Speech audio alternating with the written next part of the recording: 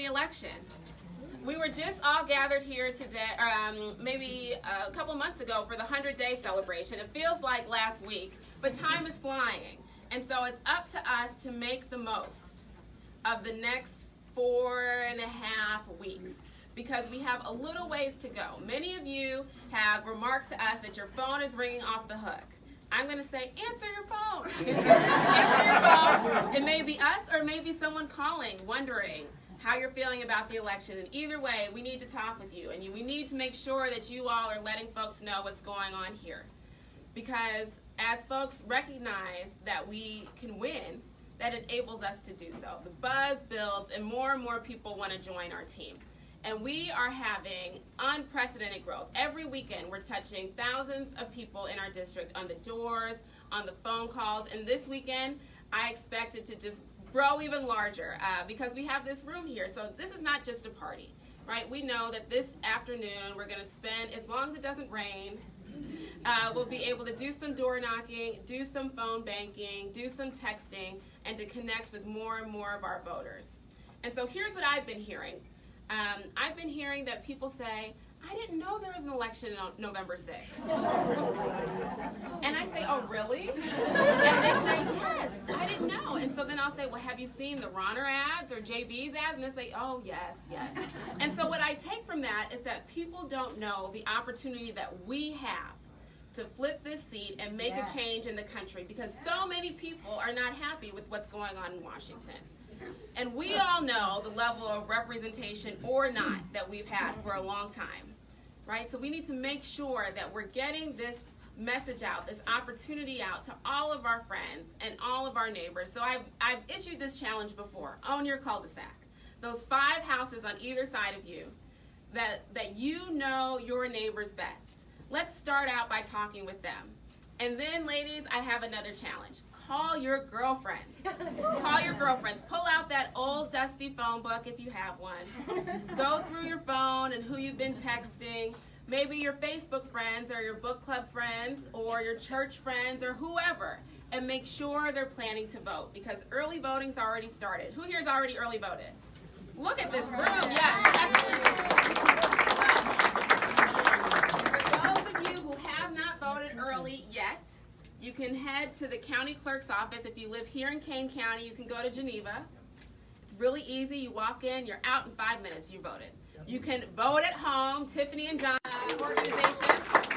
You can get your ballot sent to you, really easy. Fill it in, mail it back.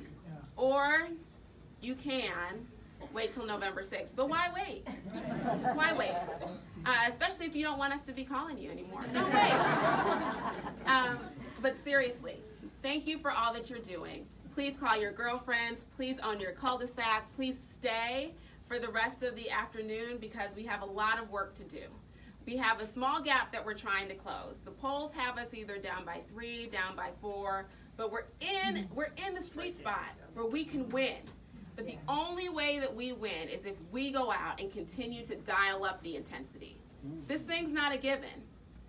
Randy Holmgren and the Republicans are so pressed, they're so stressed, they're so concerned about the energy and what we are building here. So let's give them something to worry about. Let's continue to give them a run for their money. Let's continue to spread out across our community to these places where Democrats haven't shown up in decades.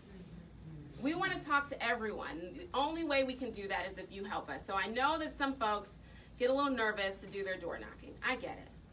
We don't want that door slammed in our faces. I know. I've had it happen to me. It's okay. People are so nice. They're so sweet. They'll invite you in. You'll sit down. They'll say, oh, do you want some tea? You'll take the tea. And then 15, 20 minutes later, you can finally get to the talking points around the election. What I found is that people are ready to talk. We just have to show up and engage them. So you all are here. I know you're ready to do the work. I'm so grateful to have you on the team.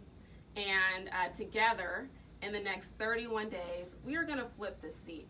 And not just at the congressional level, but all the way down the ballot, because we know so much is at stake. So with that, I am so pleased to introduce my friend Mayor Pete. So I first met Pete at Democrat Day in Springfield. And Pete came in and inspired us all with his story of turning around his hometown of South Bend, Indiana. And I'm so grateful that you have taken the time to come join us this afternoon. Because as you all know, there's a lot of exciting races around the country.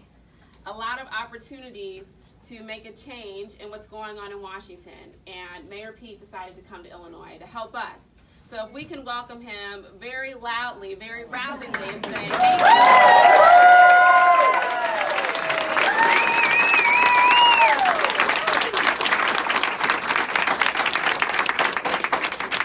Thank you. Well, I won't take long, but I'm really excited to share with you why I'm proud to support Lauren Underwood and why it's so energizing and fulfilling to see a room like this one. As Lauren said, we just met not too long ago. I was minding my own business in South Bend, and the phone rang, and it was Senator Durbin. And I said, wow, this is a real honor. What's up? He said, what are you doing on Thursday? The Vice President's got laryngitis. We need a speaker for the big event with the county chairs. And I don't know how many people he must have called before he got down to me. But probably the best part of that day when I came and had a chance to help rally the troops in Springfield was I got to meet some extraordinary candidates for Congress, and none more extraordinary than Lauren. Just so you know, because we've got a little pack up and running, I'm going out and helping as many people as I can, and I'm talking to people from around the country, and they say, you know, what races are exciting, what's interesting to you, who's stepping up, and one of the first names on my tongue, and one of the first districts I talk about is the one that you have the privilege of working and operating in right now. And I'll come to why that's so important in a minute. I live in a world of picking up trash and filling in potholes and economic development deals. And to be honest, for the first 5 years or so of my time as mayor, I kind of enjoyed the fact that national politics was not part of what I did most of the time. I cared, of course, I voted, I did what I could, but I really enjoyed the fact that as a local leader, I wasn't trapped in all of the things that you would see on cable news and what's happening in Washington. It seemed remote. And then as things changed, and certainly as things have come to change in the last couple of years, I've come to realize that it's not just political, it's personal. And what's happening right now is going to affect all of us in our everyday personal lives. That's why politics matters to begin with. It's not about who's up and who's down. It's not about the who had the best burn on Twitter today. It's about everyday life. And I've been more and more conscious of that, and I think there's a generation coming of age right now that recognizes how much it has at stake. This is a generation, and Lauren represents a generation, that is going to be on the business end of climate change. A generation that has experienced more years of war than of peace in our country. The generation that's going to be paying the bill for this enormous tax cut for billionaires that they just ran through. But also the generation that knows that, at least for now, we can get health care through our parents' plans or through the exchanges. A generation for whom all of these things are so intimately personal. For me, I really came to understand it when I was deployed to Afghanistan. And when I put a letter in a drawer where somebody could find it that said, just in case, on the cover of that letter. Realizing that the orders of the U.S. president would send me to a foreign land. But I think all of us know on our most vulnerable days and our best days, if we think about it, how our lives are shaped by others. And my best day, the best day of my life actually happened earlier this summer. I got married.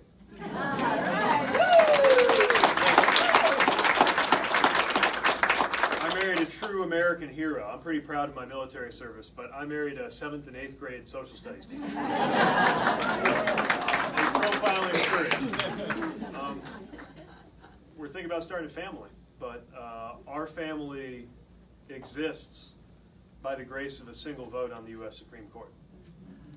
And there are a lot of people who would deny our family the chance to exist for this simple fact that my spouse is a husband and not a wife. So it couldn't be more personal. And that's why Lauren's story is so important. She didn't run for Congress because it was her turn. She didn't run for Congress because it was an obvious step in a political career. She ran for Congress because she understands what happens in our lives when our leaders let us down. and as somebody who has provided health care to others, and as somebody with a pre-existing condition who knows how vulnerable we are in our healthcare system even today, she knows that our leaders have to be held accountable for the impact their decisions have on our everyday life. We need more people who practice politics this way. We need more people who come into the political space, not because of the politics, but because of what it means. And I believe that a lot of our friends, and I know I'm in a district a little bit like this too, I know a lot of our friends can't hear us. All they can think about is what Fox News tells them Democrats are like. And you'll meet some good people out there. I mean, the kind of people that if your talk didn't get over to politics, you'd think, you know, what a great person. But that's just what they believe because that's all they've seen for a long time. And the way to break that spell, the cable news spell, the far-right media noise machine spell, is to bring it back to real life. Because you can't lie to somebody about their own lives. When somebody says, my family's existence depends on this Supreme Court, you can't say, no, it doesn't. When somebody says, my health care will not be available to me if you gut the Affordable Care Act, you can't look you in the eye and say otherwise. And so think about her story, think about your story. And we're going out knocking on doors, speaking to people, think about their story and how it's all connected. That's the real reason that all of this matters. And that's the reason I'm so proud to be here. But I just want to note two other things that make me feel extra motivated today. The first is what I see around this room. I talked a lot about the generational energy. I have a friend who actually liked to joke that what's happened in American politics in the last 2 or 3 years is a kind of karma punishing any of us who told our parents that we were jealous that they got to live through the 60s and all of the social upheaval. Because I'm sure that my kids will be asking, well, Dad, what was going on in 2018? What happened in, I gather, what happened in the 60s involved a lot of generational conflict. And what I see in this room is an intergenerational alliance. An alliance of people who recognize that everything from climate change to tax policy is also a question of intergenerational justice. And I see intergenerational friendships being, I can feel it just coming in the room. And the way people here care about each other and are looking after each other, the social culture that is being built by this campaign is itself a contribution to the life of the communities around us. The second thing, and I almost don't want to go there, but having seen what's going on in Washington, I was particularly struck by a comment made by a senator on why all of the Judiciary Committee members on the majority side were men. And he said something along the lines of, well, I guess they're just, you know, women don't feel like working that hard. And it was something along those lines. You know, he said, like, there's a lot of meetings. And all I could think of was, Senator, have you met Lauren Underwood?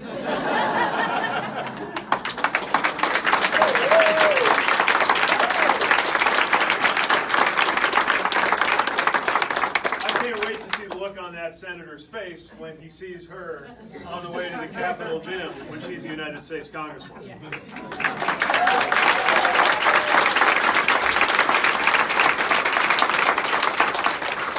So, when it's time to blow out those candles, I can tell you what I'll be wishing for in the back of my head. But it doesn't come by way of wishing, it comes by way of working. And I'm preaching to the choir, but I just want to help fill your sails because that work has to go on all the way until the bell rings, until the last vote is cast on Election Day. And you got to grab friends and get them to do the same thing. It has never mattered more. And I've never been prouder to support someone as I am right here with Lauren Underwood. So with that, I believe the occasion calls for us to break out into song. I'm a terrible singer, so the less you can hear my voice, the better, but I will get us going. Happy birthday to